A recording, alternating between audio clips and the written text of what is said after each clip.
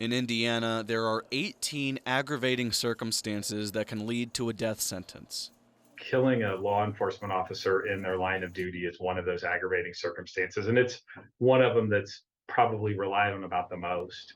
In Marion County, prosecutors are seeking the death penalty against Orlando Mitchell, who's accused of killing Sheriff's Deputy John Durham. The killing of a law enforcement officer is such a terrible thing to send the message really to everybody in the public that this is the worst kind of behavior that's going to get the worst kind of penalty. I think is part of it as well. However, putting someone on death row in the Hoosier state is only the beginning of a long process. Since the death penalty was reinstated in 1977, 20 people have been executed, the last of which happened in 2009.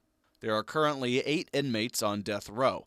I did the math. Of those 8, the average time spent on death row is roughly 18 years. I found the longest time was 30 years. Why the delay?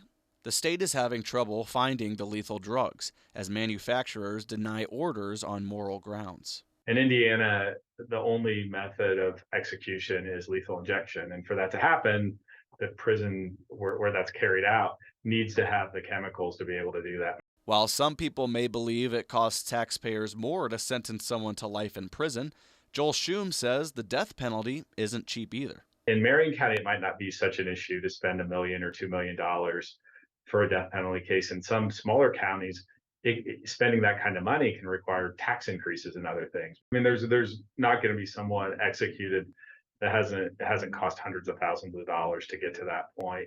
Still, Schum makes it clear why death row is still an option for prosecutors. When someone kills a police officer, I think prosecutors and the public widely regard that as about the worst kind of crime, and that's why they pursue a death sentence in those cases.